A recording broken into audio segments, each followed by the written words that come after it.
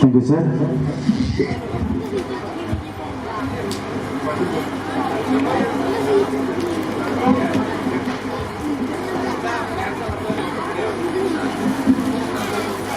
അടുത്തതായി കൊടുങ്ങല്ലൂർ മുനിസിപ്പൽ ചെയർമാനും നമ്മുടെ കുടുംബാംഗവുമായ KR ജയത്രനെ ക്ഷണിച്ചു. പ്രിയപ്പെട്ട ഈ യോഗത്തിൽ അധ്യക്ഷത വഹിക്കുന്ന കുമ്പളവർഗൽ കുടുംബ സംഗമത്തിൻ്റെ സംഘാടക സമിതിയുടെ ചെയർമാനായിട്ടുള്ള അധ്യക്ഷനായിട്ടുള്ള ശ്രീ സോമസുന്ദരം, എൻ്റെ പ്രിയപ്പെട്ട ജ്യേഷ്ഠനും ഇരിഞ്ഞാലക്കുടയിലെ ആദരണീയനായ MLA പ്രൊഫസർ KU അരുണേട്ടൻ്റെ ഭാര്യയും എൻ്റെ ചേട്ടതിയും തൃശ്ശൂർ ജില്ലാ പഞ്ചായത്തിൻ്റെ സ്റ്റാൻഡിംഗ് കമ്മിറ്റിയുടെ ചെയർപേഴ്സണുമായ മഞ്ജുവടതി, ഇവിടെ സംസാരിച്ച ശ്രീ KR ബേക്സിൻ്റെ MD ആയിട്ടുള്ള ശ്രീ ബാലൻ, ശ്രീ വേലായുധൻ, KP നാരായണൻ, TP നാരായണൻ, രാമചന്ദ്രൻ ഉൾപ്പെടെ എൻ്റെ ജ്യേഷ്ഠൻ്റെ മകൻ കൂടി ഇവിടെ എത്തിച്ചേർന്നിട്ടുണ്ട്.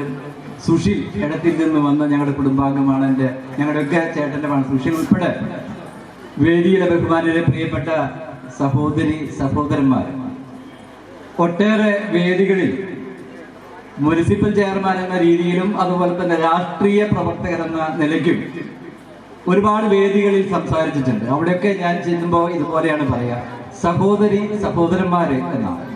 പക്ഷെ അത് ഏറ്റവും അന്വർത്ഥമായത് ഇവിടെ വന്നപ്പോഴാണ്. സഹോദരി സഹോദരന്മാരെന്ന് പറയുന്നത് യഥാർത്ഥത്തിൽ ഇവിടെ വന്നപ്പോഴാണ് എന്നെനിക്ക് തോന്നുന്നു. കാരണം കുമ്പളപറമ്പിലെ സഹോദരി സഹോദരന്മാരാണ് എൻ്റെ മുൻപിലിരിക്കുന്നത്. നമ്മൾ സാധാരണ അരുണേട്ടൻ പറഞ്ഞ പോലെ കമ്മ്യൂണിസ്റ്റുകാരെ സംബന്ധിച്ചിടത്തോളം എല്ലാം കുടുംബാംഗങ്ങളാണ്, എല്ലാം നാട്ടുകാരെ ഒരു കുടുംബമാണ് ഞങ്ങൾ. പക്ഷേ അതുകൊണ്ടാണ് നമ്മൾ സഹോദരി സഹോദരന്മാരെ എന്ന് പറഞ്ഞത്. പക്ഷെ ഇവിടെ വന്നപ്പോൾ യഥാർത്ഥത്തിൽ അത് അന്വർത്ഥമായി വളരെ ശക്തിയാണ്. ആദ്യമായിട്ടാണ് ഇങ്ങനെ ഒരു കുടുംബ സംഗമം കുമ്പളപറമ്പന്മാർക്കുണ്ടാകുന്നത്. എടത്തിയിലെ കുമ്പളപറമ്പന്മാരുടെ കുടുംബ പശ്ചാത്തലത്തെ കുറിച്ച്, ചരിത്രത്തെ കുറിച്ചൊക്കെ ചെറിയ വാക്കുകൾ എന്നിട്ട് ഇവിടെ മനോഹരമായി സൂചിപ്പിക്കേണ്ടത്. അവിടെ ഞങ്ങൾക്ക് ഒരുപാട് കുടുംബങ്ങളുണ്ട്. ഞങ്ങൾക്ക് ആർക്കും ഇങ്ങനെ ഒരു സംഗമം ഉണ്ടാക്കാൻ കഴിഞ്ഞിട്ടില്ല. ഞങ്ങൾക്ക് അവിടെ ഒരു ക്ഷേത്രം ഇപ്പോഴുണ്ട്. വർഷങ്ങൾക്ക് മുമ്പ് ഒരു കുടുംബക്ഷേത്രം ഉണ്ടായിരുന്നു. ആ കുടുംബക്ഷേത്രത്തിൽ അന്ന് ഒരു മുത്തപ്പനുണ്ടായിരുന്നു. ഞങ്ങൾക്ക് ചാത്തുണ്ണി മുത്തപ്പനായിരുന്നു കേട്ടോ. ചാത്തുണ്ണി മുത്തപ്പൻ ഒരു വിപ്ലവകാരിയായിരുന്നു. ചാത്തുണ്ണി മുത്തപ്പൻ എന്താ ചെയ്തതെന്ന് വെച്ച് കഴിഞ്ഞാൽ, ഞങ്ങളുടെ ആ ക്ഷേത്രം അതിലെ വിഗ്രഹം എടുത്ത് കിണറ്റിലേക്ക് വലിച്ചെറിഞ്ഞ് അവിടെ ഒരു സ്കൂൾ വേണ്ടത് ആളാണ് ചാത്തുണ്ണി മുത്തപ്പൻ. ഞങ്ങളുടെ ഒരു മുത്തച്ഛനായിരുന്നു. അവിടെ ക്ഷേത്രം പൊളിച്ചു കളഞ്ഞ് അവിടെ ഒരു വിദ്യാലയം പണിതു. അതാണ് ബാലബോധിനി സ്കൂൾ. ഞാനും അരുണേട്ടനും ഒക്കെ പഠിച്ച 1ാം ക്ലാസ് മുതൽ 4ാം ക്ലാസ് വരെ പഠിച്ച സ്കൂളാണ്. അപ്പൊ സ്കൂളിന്റെ ഒരു പശ്ചാത്തലം ഞങ്ങളുടെ കുടുംബത്തിനുണ്ട്. അതാണ് എല്ലാവരും മാഷന്മാരാണ്. അരുണേട്ടൻ കോളേജ് അധ്യാപകനാണെങ്കിലും അരുണൻ മാഷാണ്.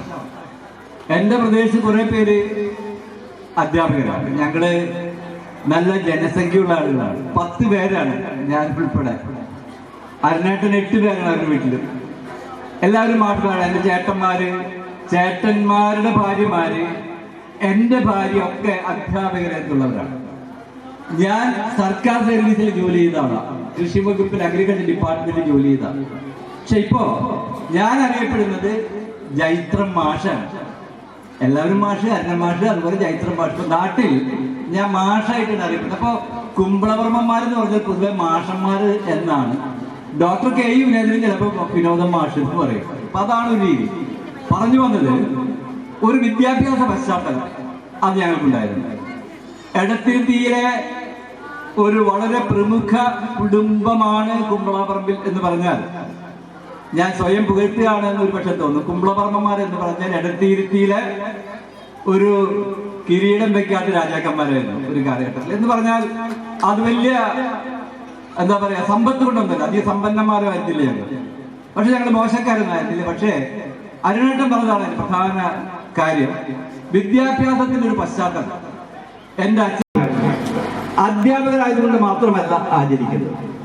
എടത്തിരുത്തിയിലെ ജനങ്ങളുമായി ദൈനംദിനമായ നല്ല ബന്ധം സ്ഥാപിക്കുന്ന ജനകീയനായ അധ്യാപകരായിരുന്നു ഇവരൊക്കെ. അതുകൊണ്ടാണ് സഹകരണ സംഘത്തിന്റെ പ്രസിഡന്റായിരുന്നു. വർഷങ്ങൾക്ക് മുമ്പ് ഞാൻ പറയാം, അവിടെ സഹകരണ സംഘത്തിന്റെ പ്രസിഡന്റ് എത്രയോ വർഷങ്ങൾക്ക് മുൻപ് ഞങ്ങൾക്ക് ഉണ്ടായിരുന്നത് കൊണ്ടാണ് എടത്തിരുത്തിയിൽ ഞങ്ങൾ അംഗീകരിക്കപ്പെട്ടത്. മാത്രമല്ല പൊതുവായ ഒരു വിദ്യാഭ്യാസ പശ്ചാത്തലവും ഞങ്ങൾക്കുണ്ടായിരുന്നു. ഞങ്ങളെ എന്റെ ഏറ്റവും മൂത്ത ജ്യേഷ്ഠൻ റെയിൽവേയിലായിരുന്നു. അങ്ങനെ എല്ലാ ആളുകളും പൊതുവെ സർക്കാർ സർവീസിലായിട്ടൊക്കെ ജോലി ചെയ്ത ആളുകളാണ്. അരുണേട്ടൻ, നിങ്ങൾ അരുണേട്ടനെ കുറിച്ച് ഒരുപക്ഷെ MLA ആയിട്ട് മാത്രം അറിയുള്ളൂ. ഞങ്ങളുടെ കുടുംബത്തിന്റെ ഒരു പ്രത്യേകത, ഞങ്ങൾ ഈ സഹോദരിമാരും സഹോദരന്മാരൊക്കെ വിപുലമായ ആഴത്തിലുള്ള ഒരു സുഹൃബന്ധം ഞങ്ങളൊക്കെ തമ്മിലുണ്ട്. ഇത് ചേട്ടൻ എന്നൊക്കെ പറഞ്ഞാൽ ഞങ്ങൾ സുഹൃത്തുക്കളാണ്. അരുണേട്ടൻ വളരെ ചെറുപ്പത്തില് പബ്ലിക് സർവീസ് കമ്മീഷന്റെ മെമ്പറായി. ഇപ്പോ കേരള നിയമസഭയിലെ ഇരിഞ്ഞാലക്കുടന്ന് അടുത്ത കാലത്തൊന്നും ജയിക്കാത്ത ഇടതുപക്ഷ ജനാധിപത്യ മുന്നണിയുടെ ഒരു മെമ്പറായി തെരഞ്ഞെടുക്കപ്പെട്ടു. ആ നാടകം ഞങ്ങളൊരു ട്രൂപ്പാക്കി മാറ്റി, ഒരു പ്രൊഫഷണൽ ട്രൂപ്പാക്കി. ആ പ്രൊഫഷണൽ ട്രൂപ്പിൽ അഭിനയിച്ച പാട്ടിലെ ആണുങ്ങളായിട്ടുള്ള പല ആളുകളും അതിൽ നടന്മാരാണ്. മഞ്ചാടത്തിയൊക്കെ ആ നാടകത്തിന്റെ റിഹേഴ്സൽ കാണാൻ വരും. മുഴുവൻ പറയണില്ല. കേരള സംഗീത നാടക അക്കാദമി സംഘടിപ്പിച്ച സംസ്ഥാന നാടക മത്സരത്തിൽ ഞങ്ങളുടെ നാടകം ജേതാക്കളായി.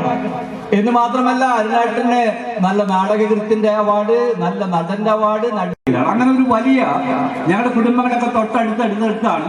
ഇപ്പൊ തൊട്ടടുത്തടുത്തൊന്നുമല്ല, ഇപ്പൊ എല്ലാവരും വിവിധ സ്ഥലങ്ങളിൽ ജോലിയുമായി. ഞാനാണെങ്കിൽ ഒരു 20 കിലോമീറ്റർ അപ്പുറത്ത് കൊടുങ്ങല്ലൂർ പട്ടണത്തിൽ കൊടുങ്ങല്ലൂർ ക്ഷേത്രത്തിന്റെ അടുത്താണ് ഞാൻ താമസിക്കുന്നത്. ഇവിടുന്ന് കുറെ ആളുകളൊക്കെ കൊടുങ്ങല്ലൂർ വരാറുണ്ടാവും എനിക്ക് തോന്നുന്നു. കൊടുങ്ങല്ലൂർ ഭരണിക്ക് ഈ പ്രദേശത്തൊക്കെ കുറെ ആളുകൾ വരാറുണ്ട്. കൊടുങ്ങല്ലൂർ ഭരണി എന്ന് പറഞ്ഞാൽ അത് പുറമേന്ന് വരുന്ന കുറെ ആളുകളുടെ ഒരു നല്ല ഉത്സവമാണ്. കൊടുങ്ങല്ലൂർക്കാർക്ക് വലിയ റോളൊന്നുമില്ല. ഇവിടെ നിന്ന് മലപ്പുറം ജില്ലയിൽ നിന്ന്, കണ്ണൂരിൽ നിന്നും കാസർഗോഡ് നിന്നൊക്കെ വരുന്ന കുറെ ആളുകൾ വരാറില്ല ഇല്ലേ? അപ്പൊ ഒരു മനോഹരമായ, ഞാനതിനെ കളിയാക്കാൻ വേണ്ടി പറഞ്ഞതല്ല, അതായത് പഴയ ഒരു ചരിത്രവുമായി ബന്ധപ്പെട്ട ഒരു നല്ല ചടങ്ങാണ്, കാണേണ്ട ഒരു ചടങ്ങാണ്. കൊടുങ്ങല്ലൂർ അമ്മയെ കാണാൻ വേണ്ടി വരുന്ന ഒരു ചടങ്ങ്, മഹത്തായ ഒരു ചടങ്ങാണ്. അതിന്നും അതിന്റെ ഫോട്ടോസ് ഒക്കെ എടുത്ത് ഒരുപക്ഷെ നമ്മുടെ ഭാവി തലമുറയ്ക്ക് ഇങ്ങനെ ഒരു ഐതിഹ്യം വേണമെങ്കിൽ പകർന്നു കൊടുക്കാവുന്ന ഒരു ചരിത്രമുള്ള ഒരു പശ്ചാത്തലം കൊടുങ്ങല്ലൂർ അമ്മയ്ക്ക് ഉണ്ട്. ഞാൻ പറഞ്ഞു വന്നത് അതല്ല. അപ്പോ കൊടുങ്ങല്ലൂരാണ് ഞാൻ താമസിക്കുന്നത്. അങ്ങനെ കൊടുങ്ങല്ലൂരുമായിട്ടാണ് പിന്നെ രാഷ്ട്രീയ പ്രവർത്തനവും മറ്റേ കൊടുങ്ങല്ലൂർ നഗരസഭ ചെയർമാനൊക്കെ ആവും. ഞങ്ങളുടെ രാഷ്ട്രീയ പശ്ചാത്തലം ഞങ്ങളുടെ ഇടയച്ചൻ തന്നെയാണ്.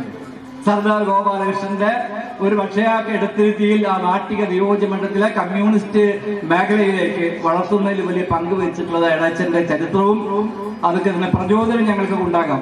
എല്ലാവരും ഞങ്ങൾ കമ്മ്യൂണിസ്റ്റുകാരൊന്നുമല്ല, അല്ലാത്ത ആളുകളും ഞങ്ങളുടെ കുടുംബത്തിലുണ്ട്, കോൺഗ്രസ്സുകാരൊക്കെ ഉണ്ട്. എന്തായാലും ഇന്ന് പല സ്ഥലങ്ങളിലായി വ്യാപിച്ചു കിടക്കും. എനിക്ക് അത്ഭുതം തോന്നിയത് ഇവിടെ നിന്ന് കുറച്ച് ആളുകളാണ് കുംഭളവർമ്മമാരെന്ന് പറഞ്ഞാൽ ഞങ്ങളുടെ ധാരണ ഞങ്ങൾ മാത്രമാണ് ലോകത്തിൽ കുംഭളവർമാരുള്ളൂ എന്നാണ്. അജയ്യരായ ആളുകൾ ഞങ്ങൾ മാത്രമേ ഉള്ളൂ എന്നായിരുന്നു ധാരണ. പക്ഷേ ഇങ്ങനൊരു സ്ഥലത്ത് 100 കുടുംബങ്ങളുണ്ടെന്ന് ഞങ്ങൾ അറിയുന്നത് കഴിഞ്ഞ മാസമാണ്. ശ്രീ സോമസുന്ദരനും നമ്മുടെ അഡ്വക്കേറ്റ് നമ്മുടെ മോഹനാട്ടിനെ കൂടി അവൾ വന്ന് പറഞ്ഞപ്പോഴാണ്. അതിനായിട്ട് വിളിച്ച് പറഞ്ഞു, ജൈത്ര ഒരു അരമണിക്കൂറിന് നിന്റെ അടുത്ത് കുറച്ച് ആളുകൾ എത്തും, അവർ നമ്മുടെ കുടുംബക്കാരാണ്, നമ്മുടെ വീട്ടുകാരാണ്, നമ്മുടെ സഹോദരന്മാരാണ്. കുറച്ച് കഴിഞ്ഞപ്പോൾ നമ്മുടെ മോഹനാട്ടനും സോമസുന്ദരൻ ഉൾപ്പെടെ 3-4 പേര് എന്റെ മുനിസിപ്പൽ ചെയർമാന്റെ ചേംബറിലേക്ക് വരുമ്പോ യഥാർത്ഥത്തിൽ അത്ഭുതം തോന്നി. ഇങ്ങനെ കുംഭളവർമാർ വേറെ സ്ഥലത്തോ. അതിനേക്കാൾ അത്ഭുതം തോന്നിയത് ഇത്തരം ഒരു അന്വേഷണാത്മകത, ഒരു ഗവേഷണ താല്പര്യം. ഞങ്ങൾ മാത്രമല്ല, പുറമേയും ആളുകൾ ഉണ്ട് എന്ന് അന്വേഷിക്കാനും അത് ഇന്റർനെറ്റിലൂടെ പരതി പ്രൊഫസർ കുംഭളവർമ്മ നോക്കിയപ്പോൾ പ്രൊഫസർ KU അരുണന്റെ പേരാണ് അവർ കാണുന്നത്. കാരണം നമ്മുടെ സർക്കാർ രേഖകളിൽ കുംഭളവർമ്മ എന്ന് കാണുന്നത് കേരള നിയമസഭയുടെ 140 അംഗങ്ങളിൽ പ്രൊഫസർ KU അരുണന്റെ പേരുണ്ട്. അത് നോക്കിയപ്പോഴാണ് കുംഭളവർമ്മ ഇന്റർനെറ്റിൽ അടിക്കുമ്പോൾ ആദ്യം വരുന്നത് പ്രൊഫസർ KU അരുണന്റെ പേരാണ്. അവരത് നോക്കി. അങ്ങനെ പ്രൊഫസർ KU അരുണന്റെ നമ്പർ അവർ ലൊക്കേറ്റ് ചെയ്ത് ടെലിഫോൺ ചെയ്തു. അവിടെ വന്നപ്പോഴാണ് അരുണന്റെ ചേട്ടൻ പിന്നെ ഡോക്ടർ KU വിനോദൻ DM ആയിരുന്നു. അദ്ദേഹത്തിനെ ബന്ധപ്പെടുന്നു, പിന്നീട് എന്നെ ബന്ധപ്പെടുന്നു, എന്റെ ചേട്ടന്മാരെ ബന്ധപ്പെടുന്നു. അപ്പോ മറ്റൊരു ലോകം കുംഭളവർമ്മമാരുടെ ഇവിടെയുണ്ട് എന്ന് അറിഞ്ഞപ്പോ യഥാർത്ഥ അത്ഭുതവും സ്നേഹവും സന്തോഷമൊക്കെ തോന്നി. അപ്പൊ ഇവിടെ വരണമെന്നൊക്കെ തോന്നി. അങ്ങനെ ഒരു കുടുംബ സംഗമം സംഘടിപ്പിക്കാൻ തയ്യാറായ അതിന്റെ സംഘാടകരെ തീർച്ചയായും അഭിനന്ദിക്കുകയാണ്, പ്രശംസിക്കുകയാണ്. ഇങ്ങനെ ഒരു സംഘാടക സമിതിയുടെ പേരിൽ ഇത്തരം ഒരു കുടുംബ സംഗമം എല്ലാവരും ഒന്നിച്ച് കാണാനും കേൾക്കാനും കാണാൻ ഇടയായതിൽ വളരെയേറെ സന്തോഷമുണ്ട്. അതിന്റെ സംഘാടക സമിതിക്ക്, ഇവിടുത്തെ കുമ്പളവർമ്മമാർക്ക്, എന്റെ ജ്യേഷ്ഠന്മാർക്ക്, അനിയത്തിമാർക്കും അനിയന്മാർക്കൊക്കെ എടത്തിരുത്തി കുമ്പളവർമ്മന്റെ പേരിൽ എല്ലാ ആശംസകളും അർപ്പിക്കുകയാണ്. അതൊരു വലിയ സന്തോഷകരമായ കാര്യമാണ്. ഞാനിപ്പോ കുറെ എല്ലാ ദിവസങ്ങളിലും ഈ റെസിഡൻസ് അസോസിയേഷൻ ഈ അടുത്ത കാലത്ത് വന്നാണ് കൊടുങ്ങല്ലൂർ നഗരസഭയിൽ തന്നെ 150-ലേറെ റെസിഡൻസ് അസോസിയേഷനുകളുണ്ട്. കാരണം ഇപ്പോ കൊടുങ്ങല്ലൂരിന്റെ മാത്രമല്ല പട്ടണത്തിലൊക്കെ പരസ്പരം ആളുകൾ അറിയില്ലല്ലോ. തൊട്ടപ്പുറത്തുള്ള ആളുകളെ പരിചയമില്ല, തൊട്ടടുത്ത വീട്ടിലുള്ള ആളുകളെ പരിചയമില്ല. എന്തിനു വേണ്ട നമ്മുടെ വീട്ടിൽ തന്നെ കമ്മ്യൂണിക്കേഷൻ കുറവാണല്ലോ. മോനെ അമ്മ കഞ്ഞി കുടിക്കാൻ വിളിക്കുന്നത് അടുത്ത മുറിയിൽ അടച്ചിട്ടിരിക്കുന്ന കമ്പ്യൂട്ടർ നോക്കിയിരിക്കുന്ന മോനെ കഞ്ഞി കുടിക്കാൻ വിളിക്കുന്നത് മൊബൈൽ ഫോണിലാണ്, അല്ലേ? അടുത്ത മുറിയിൽ അടച്ചിട്ടിരിക്കുക മോനെ വിളിക്കുന്നത് മൊബൈലാണ്.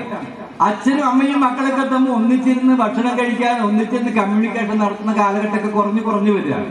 പണ്ട് നമ്മുടെ നാട്ടിൽ ഒരു കല്യാണം ഉണ്ടെങ്കിൽ ആ കല്യാണം നടത്തുന്ന എല്ലാ വീട്ടുകാരും ഒന്നിച്ചാ, അടുത്ത ആളുകൾ അയൽവക്കുകാർക്ക് ഒന്നിച്ചാ കല്യാണം നടത്തുക.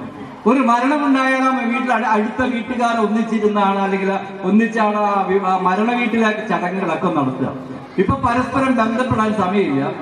വീട്ടിലാണെങ്കിൽ എല്ലാവരും കുടുംബത്തിലേക്ക് ഒതുങ്ങിപ്പോയിക്കൊണ്ടിരുന്ന ആ കാലഘട്ടത്തിലാണ് പിന്നീട് ഇപ്പോ അതിനേക്കാളേറെ ബന്ധം ഉണ്ടാകണമല്ലോ എന്ന് വെച്ച് ഇപ്പോ റെസിഡൻസ് അസോസിയേഷൻ ഒക്കെ തുടങ്ങി.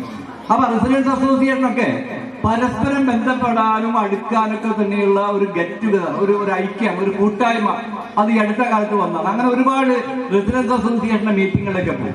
പക്ഷെ അതിനേക്കാൾ രസകരമായ, സന്തോഷകരമായ എന്റെ കുടുംബമാണെന്നും എന്റെ സഹോദരന്മാരാണെന്നുള്ള തോന്നലുണ്ടാക്കുന്ന രീതിയിലേക്ക് ഒരു മഹോന്നതമായ ഈ കുടുംബ സംഗമം ഞങ്ങളെല്ലാവരെയും ത്രസിപ്പിക്കുന്നു, സന്തോഷിപ്പിക്കുന്നു എന്നുള്ളത് അഭിമാനകരമാണ്.